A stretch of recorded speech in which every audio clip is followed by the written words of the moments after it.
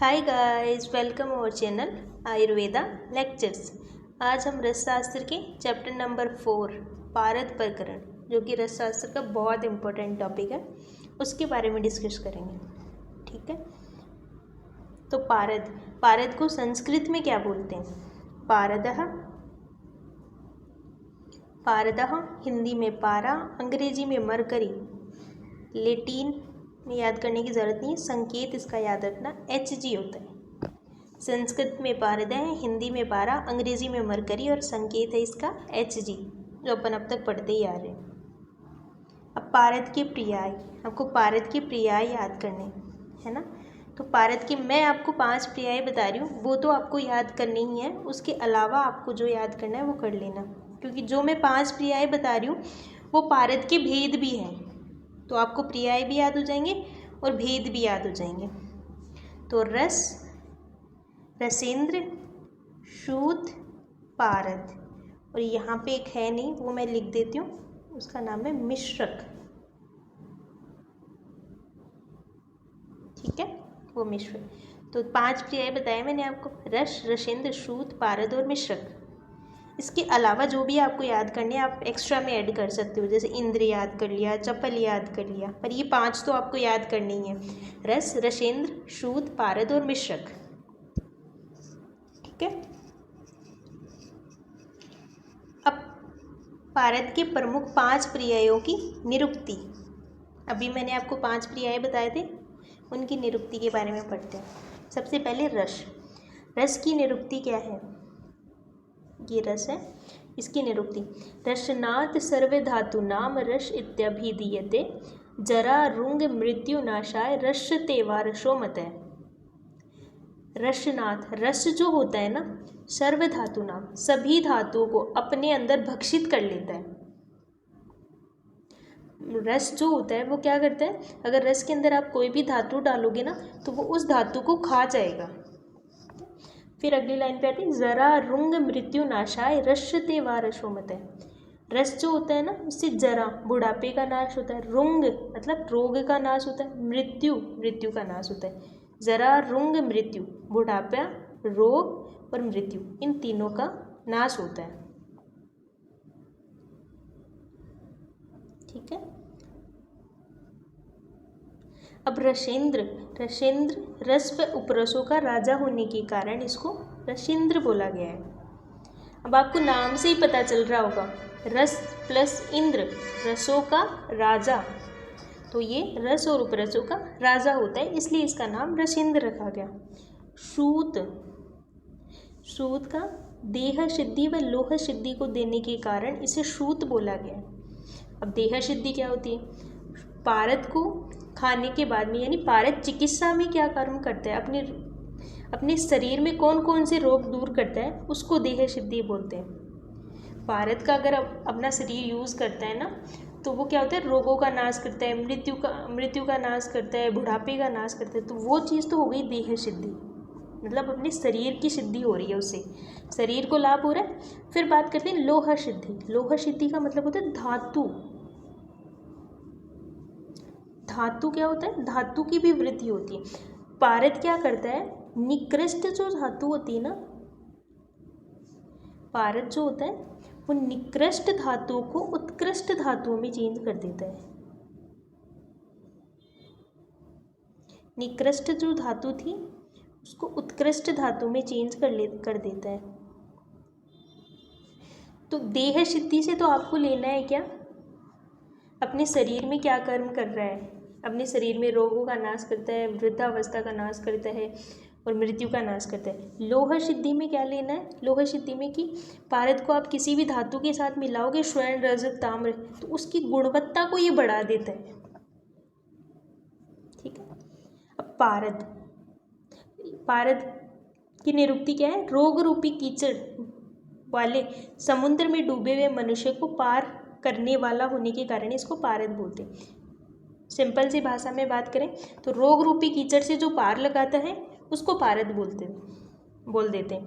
तो पार प्लस अध, पार से आपको याद आ जाना चाहिए कि जो रोग रूपी कीचड़ से पार लगाए उसको पारद बोलते हैं।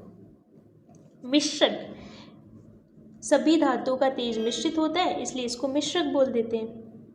अब आपको नाम से ही पता चल गया होगा मिश्रक क्यों बोलते हैं। मिश्रक मतलब बहुत सारी धातुओं का तेज मिश्रित है, इसलिए इसको मिश्रक बोल दिया।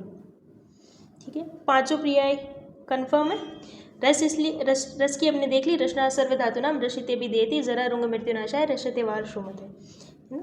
रसेंद्र क्यों बोला, क्योंकि रस और उपरसों का राजा है। सूत क्यों बोला, क्योंकि देह सिद्धि और लोह सिद्धि को देने वाला होता है। पारद, पारद क्यों बोला, क्योंकि रोग रूपी कीचड़ से पार लगाने वाला होता है। मिश्रक क्यों बोला, क्योंकि सभी धातुओं में तेज मिश्रित होता है। ठीक है, अभी ये आपको याद करने की जरूरत नहीं है।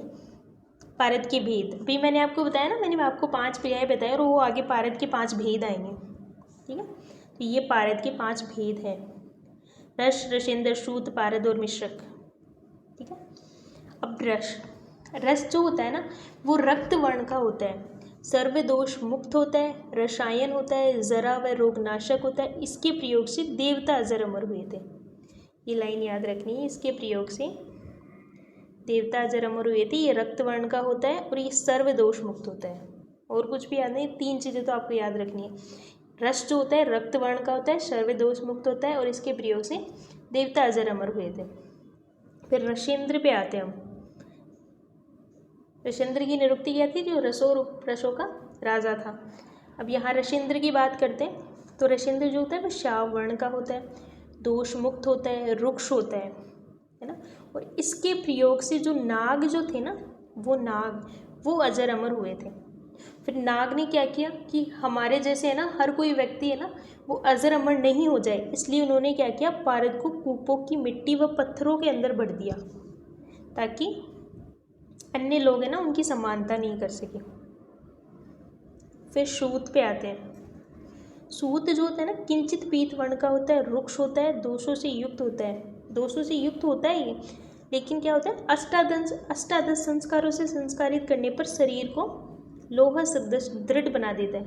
यानी इसके अष्टादश संस्कार कर लेते हैं ना तो इनमें ये दोष मुक्त हो जाता है। अब यहाँ पारद की बात करते हैं। पारद जो होता है वो श्वेत वर्ण का होता है और चंचल होता है और विविध रोगों का नाश करता है। मिश्रक जो है वो मयूर पंख चंद्रिकावृत होने के कारण, मयूर पंख के जैसा है रंग इसका और अष्टादश संस्कार करने पर रोगनाशन का कार्य करता है। अब मैंने आपको 5 भेद बता दी, अब मैं इनको वापस से रिपीट कर रही हूँ। रस, जहाँ रस आ जाए ना वहाँ आपको ये याद कर लेना है कि रस आएगा तो हमें रक्त वर्ण लिखना है, क्योंकि र ट्रिक बता रही हूँ मैं आपको याद करने की। रस से आपको रक्त वर्ण याद रखना है और देवता अजर अमर हुए थे।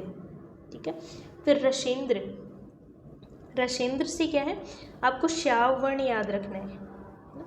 और श्याव वर्ण जो होता है ना वो किनका होता है, श्याव वर्ण में थोड़ा ब्लैकिश कलर आ जाता है, तो उससे क्या होता है, आपको नाग याद रखना है। भाई श्याव वर्ण है तो ब्लैक कलर है, तो ब्लैक कलर नाग का होता है, तो इससे नाग अजर अमर हुए थे, है ना। और कभी भी देखा होगा नाग जो होते हैं ना, सांप वगैरह अपने फुकार मारते हैं तो अपनी बॉडी में रुक्षता आ जाती है, तो यहाँ से आपको रुक्षता याद कर लेनी है ना। और सांप जो होते हैं ना वो मतलब कभी चलते हुए देखा होगा वो बहुत तेजी से चलते हैं, तो वो अति चंचल होते हैं। याद हो गए होंगे। रसेंद्र से आपको श्याववर्ण याद रखना है, श्याववर्ण से आपको हर चीज़ याद हो जाएगी। श्याववर्ण नाग का होता है, तो इसके सेवन से नाग अजर अमर हुए थे। और नाग जब फुंकार मारते हैं तो शरीर में रुक्षता आ जाती है, और नाग जो होता है वो अति चंचलता के साथ चलता है। ठीक है, अब सूत की बात करते हैं। सूत के लास्ट में तय आ रहा है ना, तो पित्त के भी लास्ट में तय आ रहा है, तो सूत से आपको पित्त याद हो जाएगा, पित्त के साथ रुक्ष आपको याद कर लेना है। पारद, पारद आपने देखा ही होगा, मरकरी का थर्मामीटर लेते हैं अपन, टेम्परेचर की किसी को फीवर हो जाता है तो मरकरी का थर्मामीटर यूज़ करते हैं ना, तो वो श्वेत वर्ण का होता है और चंचल होता है।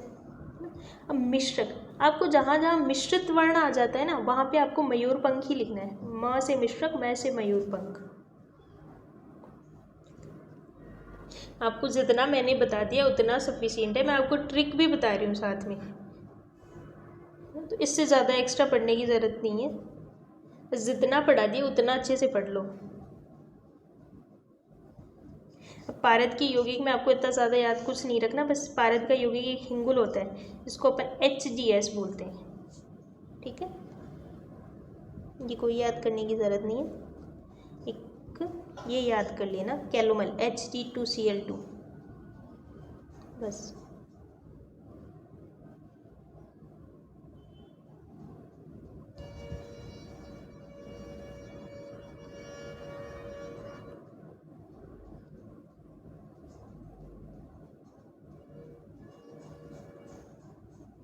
और आपको कुछ भी याद रखने की ज़रूरत नहीं है, बस इतना इम्पोर्टेंट है। आगे चलते हैं।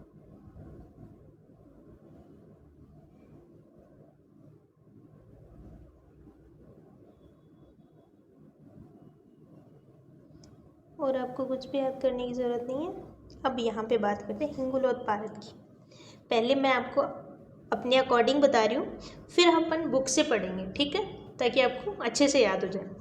हिंगुल और पारद, मैंने आपको अभी थोड़े दिन पहले आपको जब वो पढ़ा रही थी ना यंत्र वाला, तो मैंने आपको एक ऊर्ध्वपातन यंत्र पढ़ाया था, बस उसी का काम है यहाँ पे और कुछ नहीं है। इसमें क्या किया अपन ने, ऊर्ध्वपातन यंत्र ले लिया। ऊर्ध्वपातन में क्या था, पहले एक हांडी रखी थी, उसके ऊपर दूसरी उल्टी हांडी रख दी थी, और नीचे वाली हांडी में औसत द्रव्य भर लिए थे, और ऊपर वाली हांडी के ऊपर या तो जल का आलबाल रख दो या फिर कोई भी ठंडा कपड़ा रख दो, सूती कपड़ा जल से भिगो के, ताकि वो ऊपर वाली सतह ठंडी हो जाए, जिससे कोई भी द्रव्य आए उस ठंडी सतह से चिपक जाए। बस उतना ही काम है यहाँ पे। हिंगुलोत्पारद में क्या करना है आपको, ऊर्ध्वपातन यंत्र के लिए एक हांडी लेनी है, उसमें क्या करना है, हिंगुल का जो चूर्ण है ना वो भर देना है, और उसको मध्य अग्नि पर 2 घंटे तक पकाना है। उसके ऊपर दूसरी हांडी भी रख दिया आपने, वापस बता रही हूँ, एक हांडी थी उसमें आपने हिंगुल का चूर्ण भर दिया, उसके ऊपर आपने दूसरी हांडी उल्टी रख दी। अब क्या किया, इसको ले जाके आपने चूल्हे पे रख दिया, चूल्हे पर आपने मध्य अग्नि पर 2 घंटे तक पाक किया इसका, है ना। अब क्या हुआ, ऊपर वाली सतह पे आपने जल लगा ही रखा है, जो उल्टी हांडी थी उसकी सतह पे, तो नीचे से जैसे ही अग्नि मिलेगी तो वो वाष्प बन के उड़ेगा, पारद उड़ेगा और उस ठंडी सतह के संपर्क में आएगा, तो वहाँ से जाके वो चिपक जाएगा एक लेयर के रूप में। फिर उस चिपके हुए पारद को आप क्या करोगे, उतार लोगे, कपड़े से रगड़ के उसको उतार लोगे, फिर उसको 2-3 बार उसको छान लोगे, और वो सर्वदोष रहित आपको पारद मिल जाता है। उसी को अपन हिंगुलोत पारद कहते हैं। हिंगुलोत का मतलब है हिंगुल चूर्ण से आपको पारद की प्राप्ति, ठीक है। वापस बता रही हूँ, हिंगुलोत पारद में क्या होता है, हिंगुल से पारद की आपको प्राप्ति करनी है, तो 2 आपको क्या लेने, एक मटका लेना है, ऊर्ध्वपातन यंत्र लेने हैं मैंने, इसमें एक मटका लेना है, उसमें आपको औषधि द्रव्य भरने हैं, उसके ऊपर दूसरा उल्टा मटका रखना है, उस उल्टे मटके के ऊपर आपको क्या करना है, कोई भी ठंडा या तो जल का आलबाल भर दो, या फिर ठंडा क्या है, कपड़ा कोई जो जल से भीगा हुआ वो लगा दो। फिर क्या करोगे, आप उसको 2 घंटे तक मध्य अग्नि पे पाक करोगे, तो पारद क्या होगा, पारद वेपर होगा, वेपर उड़ेगा वेपर के रूप में, फिर क्या होगा, उस ठंडी सतह से चिपक जाएगा पारद, है ना। फिर वहाँ से आप उसको कपड़े से रगड़ के उतार लोगे, और फिर उसको 4-5 बार छान लोगे, तो आपको जो पारद होगा वो शुद्ध प्राप्त हो जाएगा। ये हिंगुलोत पारद है। अब अपन बुक से पढ़ते हैं, चलो।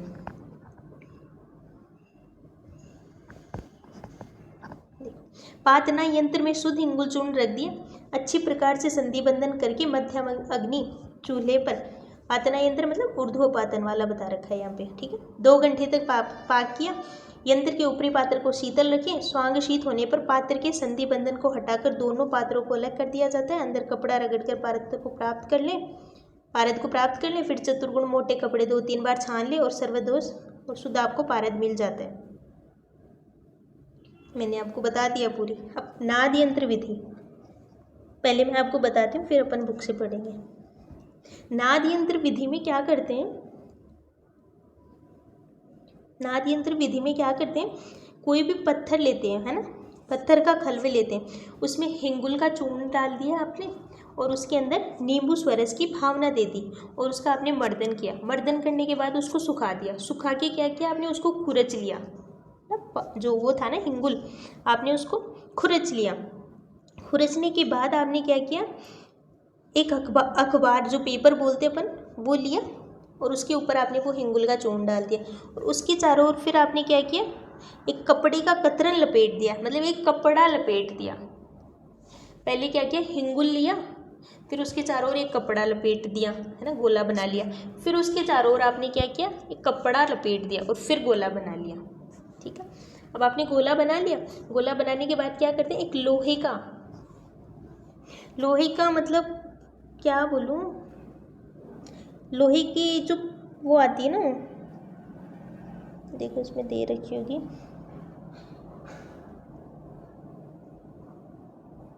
लोहे का टुकड़ा, है ना, लोहे का टुकड़ा लेना है आपको ना।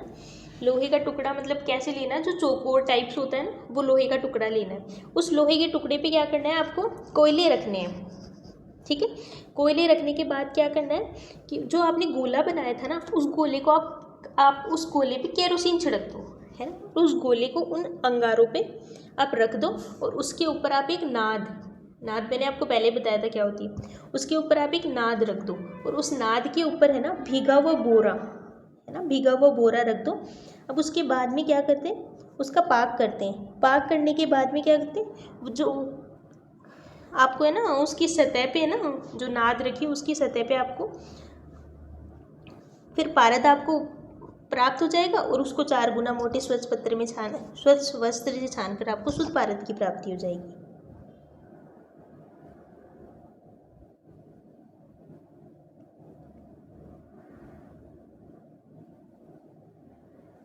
वापस रिपीट कर रही हूँ मैं, एक बार फिर कर देती हूँ।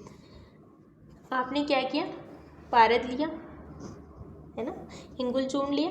हिंगुल चूर्ण को क्या किया आपने, खल्व में नींबू स्वरस के साथ मर्दन कर दिया। फिर उसको आपने क्या किया, सुखा दिया। सुखाने के बाद उसको खुरच लिया। खुरचने के बाद आपने क्या किया, उसको कपड़े, कोई भी आपने पेपर लिया, उस पेपर पे आपने उसको बिछा दिया। फिर आपने उसका गोला बना लिया। फिर आपने उसके चारों ओर क्या किया, जो कपड़े का कतरन लपेट दिया और उसका भी गोला बना लिया। अब उस पर केरोसिन छिड़क दिया। अब फिर क्या किया आपने, एक दूसरी साइड में एक लोहे का टुकड़ा लिया, उस पर आपने कोयले रख दिए। कोयले रखने के बाद उस जो केरोसिन का जो गोला आपने रखा था वो उसके ऊपर रख दिया और ऊपर नाद रख दी और नाद के ऊपर आपने क्या किया, गीला कोई बोरा डाल दिया, है ना। तो अब आप जैसे ही उसको वो जो अग्नि मिलेगी ना कोयलों की, उसको, तो वो क्या होगा, वेपर के रूप में नाद के ऊपरी भाग पे चिपक जाएगा।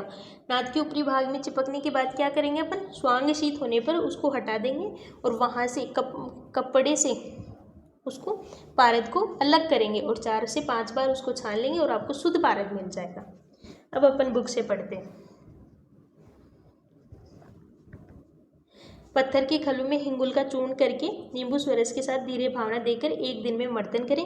फिर सूखने के बाद खल्व से खुरच कर शुद्ध हिंगुल को निकालने में अब अखबार के ऊपर हिंगुल फैला दें। अब कपड़े का कतरन लपेट दें और गोला बना लें।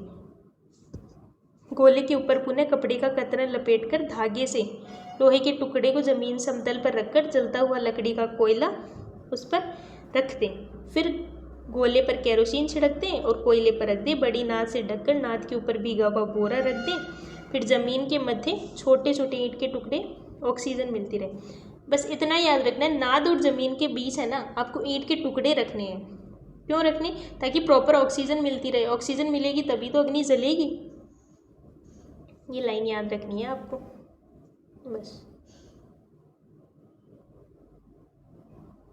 ये वाली लाइन है, ईंट के टुकड़े से ऑक्सीजन मिलती रहे। ठीक है, फिर कपड़े से रगड़ के पारद को प्राप्त कर लेते, शुद्ध पारद की प्राप्ति होगी। अब ग्राह्य और अग्राह्य पारद, आपको यहाँ से पढ़ने की ज़रूरत नहीं, मैं आपको सिंपल सा बता रही हूँ। 3 लेयर बना ली हमने पारद की। ठीक है, ये अंतस्थल हो गया, मध्यस्थल हो गया, बहिस्थल हो गया। अंतस्थल को आपको नीलाव करना है। ठीक है, ये मध्यस्थल है ना, ये नीलाभ हो गया। और बाह्य स्थल है ना, आपको उज्ज्वल वर्ण का करना है। ठीक है, और ये मध्य स्थल है ना, ये बस इतना लिखना है कि ये सूर्य की तरह प्रकाशित होता है। अंतस्थल नीलाभ हो गया, बाह्य स्थल उज्ज्वल हो गया और मध्य स्थल सूर्य की तरह प्रकाशित हो गया। बस यही ग्राह्य पारद है। देखो, अंतस्थल नीलाभ हो गया, बाहर से उज्ज्वल हो गया, मध्याह्न सूर्य की तरह प्रकाशित हो गया। यह पारद श्रेष्ठ होता है। अगर धूम वर्ण का हो, पांडु वर्ण का हो, कई वर्णों से युक्त हो तो वह ग्रहण योग्य नहीं होता है। अब पारद के दोषों की बात करते हैं। पारद में टोटल 12 दोष होते हैं, ठीक है। अब मैं यहाँ से आपको बता देती हूँ, थोड़ा सा हम पहले डिस्कस कर लेते हैं। पारद के 12 दोष हैं। 12 दोष में इसमें एक तो है नैसर्गिक दोष, एक तो लिखा नहीं जाता है ना, आप लिख लेना, 3 टाइप कर लेना इसके। एक नैसर्गिक दोष हो गया, एक यौगिक दोष हो गया, है ना, और एक हो गया नैसर्गिक, यौगिक, और एक हो गया औपधिक। नैसर्गिक, यौगिक और औपधिक 3 दोष हो गए। अब नैसर्गिक की बात करते हैं। नैसर्गिक में 3 आ जाते हैं, विष, वहनी और मल, ठीक है। यौगिक में आ जाते हैं नाग और वंग, और औपधिक में आ जाते हैं 7, परपट्टी, पाटनी, भेदी, द्रावी, मलकारी, अंधकारी और द्वांशी। सिंपल सा बता दिया मैंने। पारद के 12 दोष होते हैं नैसर्गिक। वो 12 होंगे कैसे? पहले तो आपको 3 भागों में डिवाइड करना पड़ेगा, नैसर्गिक, यौगिक और औपधिक। अब नैसर्गिक के 3 हो गए, यौगिक के 2 हो गए, 5 ये हो गए और 7 ये हो गए, तो 12 हो गए ना टोटल। नैसर्गिक के 3, यौगिक के 2, नाग और वंग, औपधिक के 7 हो गए, तो 12 हो गए टोटल, ठीक है। अब अपन आगे बढ़ते हैं।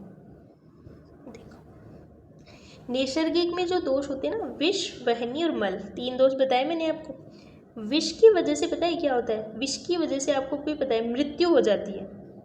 वहनी के नाम से पता चल रहा है कि अगर वहनी अपन पास बैठते हैं वहनी के, तो अपना शरीर तप्त हो जाता है ना, तो ये संताप उत्पन्न करती है। और मल, अपन कोई भी मलयुक्त वस्तु या कोई भी गंदी वस्तु खाते हैं तो क्या होता है? मूर्छा आती है। तो विष से आपको क्या रखना है? मृत्यु। वहनी से आपको संताप, और मल से आपको क्या रखना है? मूर्छा। ये इन दोषों का शरीर पे इफेक्ट है। ये शरीर पे जाने के बाद क्या करेंगे? यौगिक दोष की बात करते हैं। यौगिक में मैंने आपको 2 बताए थे, नाग और वंग, ठीक है। ये दोनों क्या करते हैं? इन दोषों से शरीर में जड़ता, आद्यमान और कुष्ठ रोग होता है। जड़ता, आद्यमान और कुष्ठ। जड़ता का मतलब होता है स्टिफनेस आ जाती है बॉडी में, वर्क नहीं करती बॉडी। कुष्ठ में आपने पढ़ा ही है, जितनी भी स्किन डिजीजेज होती है वो सारी कुष्ठ में आती है। आद्यमान में क्या होता है? ऊपर से, मतलब ऊर्ध्व मार्ग और अधो मार्ग से ना, जो आम होता है वो शरीर के ऊर्ध्व और अधो मार्ग दोनों से ही नहीं निकल पाता है, उसको आद्यमान बोल देते हैं। नॉर्मली आप इसको ना पेट में गैसेस बन जाती है ना, उससे भी कोरिलेट कर सकते हो नॉर्मली पढ़ने के लिए, पर होता नहीं है वैसा, है ना।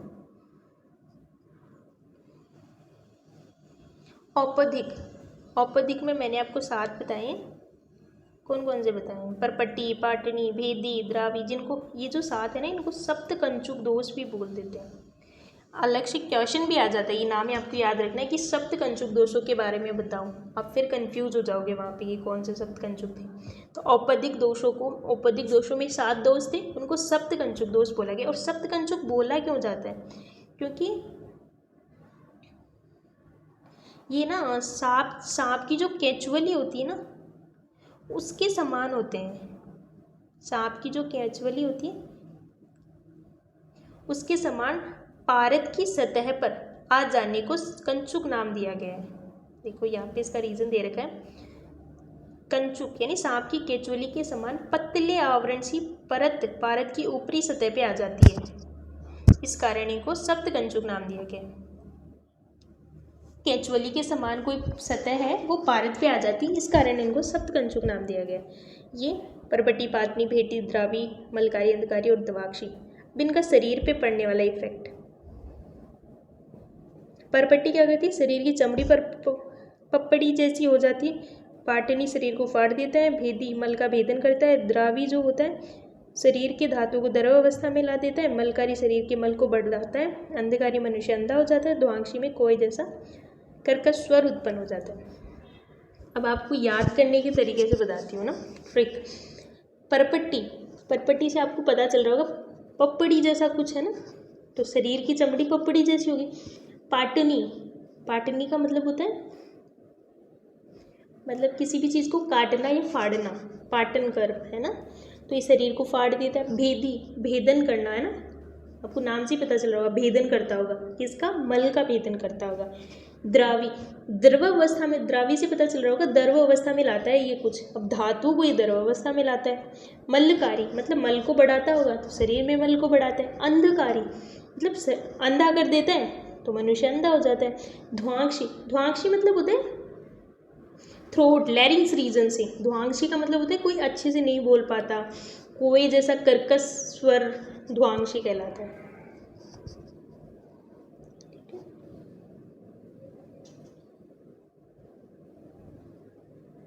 ये आपको कुछ याद रखने की ज़रूरत नहीं है।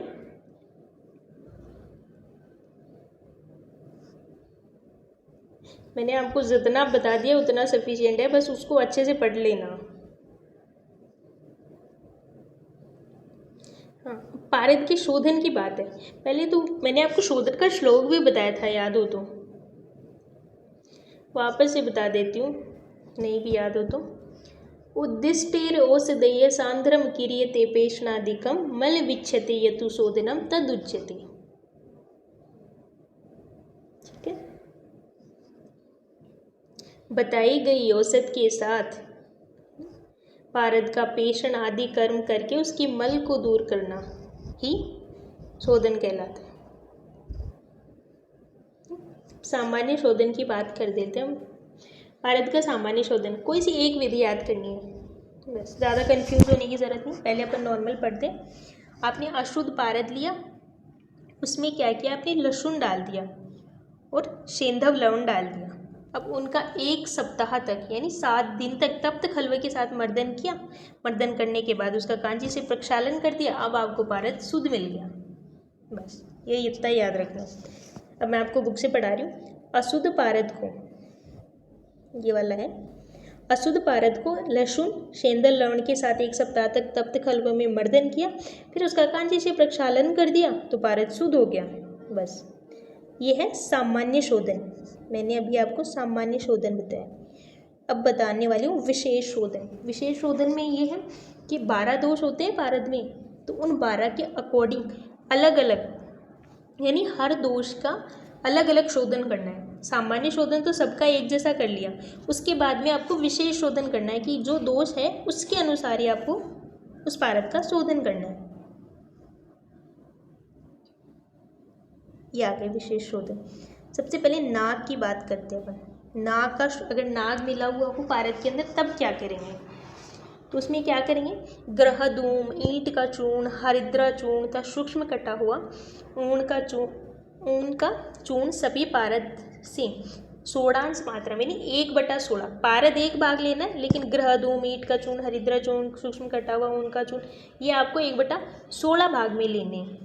ठीक है, फिर इन दोनों का घृत कुमारी स्वरस के साथ मर्दन करना है और कांजी से प्रक्षालन कर देना है, तो पारद का नाग दोष दूर हो जाता है। वंग दोष की बात करते हैं। वंग दोष में इंद्रायण, अकोला, हरिद्रा चूर्ण, ये सब 1/16 मात्रा में लेने, और पारद आपको 1 मात्रा में लेना है ना। इनको घृत कुमारी स्वरस से मर्दन कर दिया और फिर कांजी से प्रक्षालन कर दिया, तो वंग दोष का नाश हो गया। अग्नि दोष, अग्नि दोष में क्या है, चित्रक मूल चूर्ण आपको 1/16 मात्रा में लेना है, फिर पारद 1 मात्रा में और घृत कुमारी स्वरस से मर्दन कर दिया, फिर कांजी से प्रक्षालन कर दिया।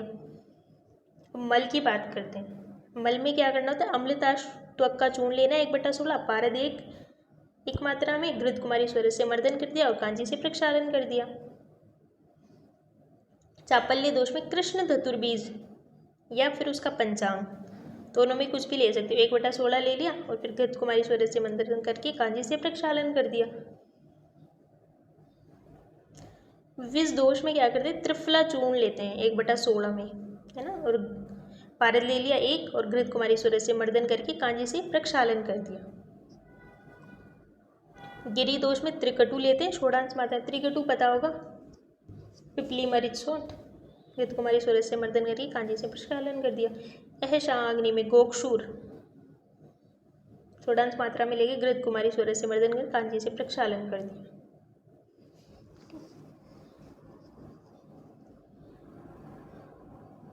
पारद की विशेष शोधन में अपन ने बात कर ली। नॉर्मली मैंने आपको पढ़ा दिया, पर मुझे पता है आपको कुछ भी याद नहीं हुआ होगा। अब ट्रिक्स पे बात करते हैं अपन, है ना। तो नाग, अब हमने नाग में देखा होगा कि ईंट की, अपन घर पे नॉर्मली बैठे होते हैं या देखते हैं तो कई बार घर बनते रहते हैं तो वहाँ पे ईंटें पड़ी रहती है, तो ईंटें पड़ी रहती है, ईंटों में कई बार सांप नहीं निकलता है ना, तो आपको वहाँ से कोरिलेट कर लेना है इसको। नाग दोष का निवारण आती है, आपके दिमाग में तुरंत क्लिक हो जाना चाहिए कि ईंट का चूर्ण आना है। ईंट का चूर्ण याद होती है आपको, आगे वाली चीज़ें ऑटोमेटिक याद आ जाएगी। भाई ईंट का चूर्ण था, ग्रह धूम था, हरिद्रा चूर्ण था और सूक्ष्म कटा हुआ ऊन था। ठीक है, इनका 1/16 भाग हमने लिया था और फिर पारद का 1 भाग लिया था और फिर घृत कुमारी स्वरस से मर्दन कर दिया था और फिर कांजी से प्रक्षालन करके हमने नागदोष का निवारण कर दिया था। नागदोष याद हो गया। वंग की बात करते हैं। अब वंग आप आगे पढ़ोगे ना धातु में, तो वंग का जो देवता है ना वो इंद्र है ना, तो आपको इससे इंद्रायण याद हो जाएगा। एक चीज़ याद आती है, आगे वाली अपने आप याद आ जाएगी। तो आपको तुरंत याद आएगा कि वंग का देवता इंद्र था, तो इंद्र से इंद्रायण था, फिर इंद्रायण के आगे अकोला था, अंकोला से हरिद्रा चूर्ण था। इंद्रायण, अकोला, हरिद्रा चूर्ण का 1/16 मात्रा में ले लिया और पारद आपने 1 मात्रा में लिया, फिर घृत कुमारी स्वरस से मर्दन कर दिया और फिर कांजी से प्रक्षालन करके हमने वंग दोष का निवारण कर दिया। ठीक है, फिर अग्नि दोष। अब अग्नि को आप किससे कोरिलेट कर देते हो? 3 दोषों में आप पित्त से कोरिलेट करते हो अग्नि को, तो आपके शरीर में बहुत ज़्यादा पित्त बढ़ गया है ना, अब आपको उसको शरीर से बाहर निकालना है ना। तो चित्रक मूल होती है ना, चित्रक मूल, वो चित्रक जो होता है वो बहुत भयंकर विरेचन करता है, ये याद रखना। चित्रक आपको आगे डीजी में भी काम आएगी ये चीज़। चित्रक होता है ना, तीक्ष्ण विरेचक होता है। तो अग्नि मतलब पित्त, अग्नि दोष से याद आते हैं आपको आएगा पित्त। हमें पित्त को निकालना है, तो पित्त को निकालने के लिए हमें चित्रक मूल देनी है। ठीक है, वो 1/16 मात्रा में ले ली और पारद 1 मात्रा में ले लिया, वही घृत कुमारी से मर्दन करके कांजी से प्रक्षालन कर दिया और अग्नि दोष का हमने निवारण कर लिया।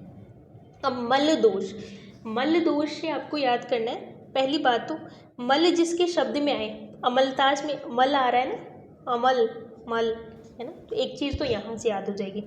दूसरा क्या होता है, अमलताज जो होता है मृदु विरेचन होता है। मल का मतलब होता है कि मतलब कॉन्स्टिपेशन हो गया एक तरीके से, तो इसका आपको निवारण करना है, तो मृदु विरेचन ही तो दोगे, तीक्ष्ण विरेचन थोड़ी दोगे। थोड़ा बहुत कॉन्स्टिपेशन हुआ है तो आपको अम्लताज देना चाहिए। अम्लताज क्या होता है, मृदु विरेचन करता है, तो यहाँ से आपको अमलताज याद आ जाएगा।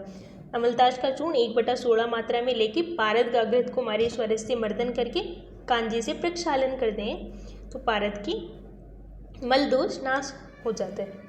अब चापल्य दोष, अब आपने देखो चापल्य थोड़ा सा कोरिलेट, थोड़ा सा हटके यहाँ पे। चापल्य का मतलब क्या होता है, अपन ऐसे कर लेते हैं कि अपन जो चाहते हैं ना मन मर्जी से वो करें, वो चापल्य है।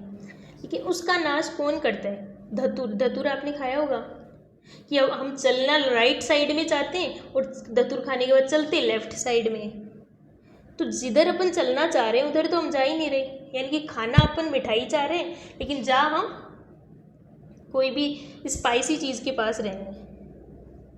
समझ गए होंगे कि जाना हम लेफ्ट साइड में जा रहे हैं लेकिन कृष्ण धतुर बीज खाने के बाद राइट साइड में जा रहे हैं, तो मतलब जो चाह रहे हैं वो नहीं हो रहा। तो चापल्य दोष का निवारण कौन करेगा? कृष्ण धतुर बीज या उसका पंचांग 1/16 मात्रा में लेके पारद 1 मात्रा में लेके घृत कुमारी स्वरस से मर्दन करके कांजी से प्रक्षालन कर दिया। अब विष दोष है ना, विष दोष को आप सीधा याद कर लो, विष जहाँ आएगा वहाँ त्रिफला आएगी, विष त्रिफला। विष का त्रिफला चूर्ण का 16 मात्रा में लेके घृत कुमारी स्वरस से मर्दन करके कांजी से प्रक्षालन कर दिया, तो विष का नाश हो गया। अब गिरी, आपको ये याद रखना है, जैसे गिरी नाम की कोई लड़की है उसको त्रिकटु बहुत पसंद है, तो गिरी दोष का आपको निवारण करना है तो आपको त्रिकटु खिलाना है उसको। तो पारद को त्रिकटु 16 मात्रा में लेके, पारद 1 मात्रा में, त्रिकटु 16 मात्रा में यानी 1/16 मात्रा में घृत कुमारी स्वरस से मर्दन कर दिया और कांजी से प्रक्षालन कर दिया, तो गिरी दोष का नाश हो गया। ऐसा अग्नि, जहाँ जहाँ ऐसा अग्नि आए आपको गोक्षुर याद रखना है। मतलब यहीं बता रही हूँ ओनली, पूरी बुक में नहीं है, लेकिन यहाँ पे ऐसा हाँ अग्नि दिखेगी तो तुरंत गोक्षुर माइंड में क्लिक कर देना चाहिए। ठीक है, ऐसा अग्नि में गोक्षुर षोड़ांश मात्रा में लेके पारद एक मात्रा में लेके घृत कुमारी स्वर से मर्दन कर दो, कांजी से प्रक्षालन करने पर पारद का ऐसा अग्नि डस्ट हो जाता है। अब पारद के संस्कार की बात करते हैं हम। पारद के संस्कार की 3 मान्यताएं हैं। कोई बोलता है पारद के 8 संस्कार होते हैं, कोई बोलता है 18 संस्कार होते हैं, कोई बोलता है 19 संस्कार होते हैं, लेकिन अपन यहाँ पे 8 संस्कार पढ़ेंगे पारद के। ठीक है, संस्कार पढ़ने से पहले एक टॉपिक आता है कांजी निर्माण, है ना, ये अपन कल पढ़ेंगे संस्कार। उससे पहले मैं आपको एक कांजी निर्माण याद करवा देती हूँ। मात्रा वात्रा याद करने की जरूरत नहीं, सीधा सा याद कर लेना। ठीक है, देखो कांजी निर्माण को पहले अपन नॉर्मली पढ़ लेते हैं, मैं आपको बता देती हूँ, फिर अपन बुक से रीड करेंगे।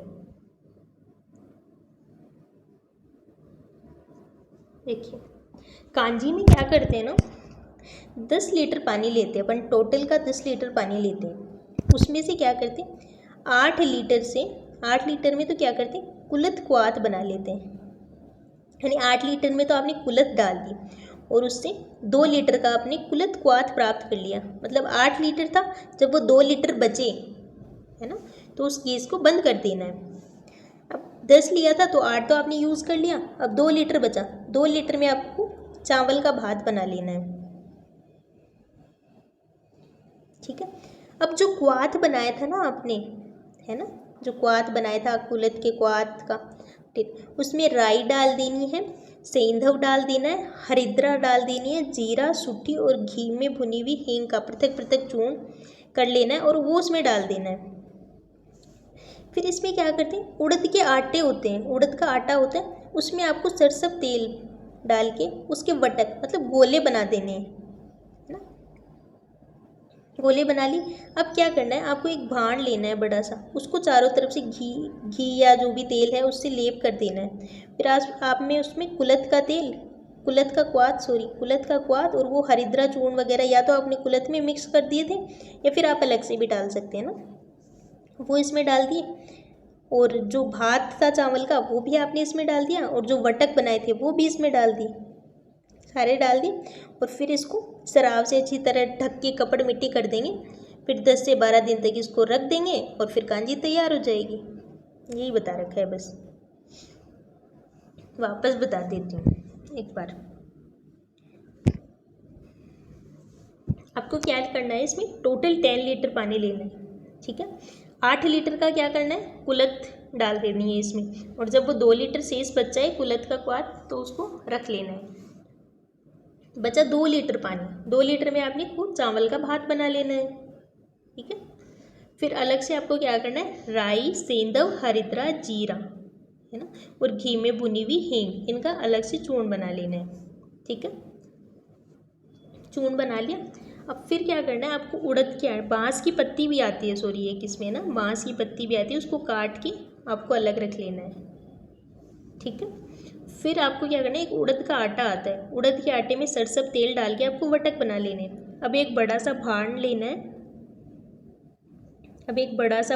है, इसको तेल से आलेपित कर लेना है। अब इसमें आपको क्या डालना है, कुलत का क्वाथ डाल दिया, चावल का भात डाल दिया, सेंधव, हरिद्रा जो भी आपने घी में भुने थे, वो हींग भुनी थी ना, वो सेंधव, हरिद्रा, जीरा, सूठी, घी में भुनी हुई हींग, ये डाल दिए। बाँस की जो पत्ती आपने काटी थी, जिसके पतले पतले वो किए थे टुकड़े, वो इसमें डाल दिए, और वो वटक जो बनाए थे वो वटक भी इसमें डाल दिए।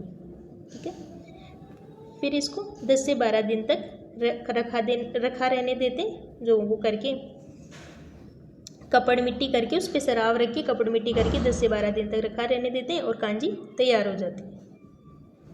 ठीक है, अब अपन बुक से पढ़ते हैं।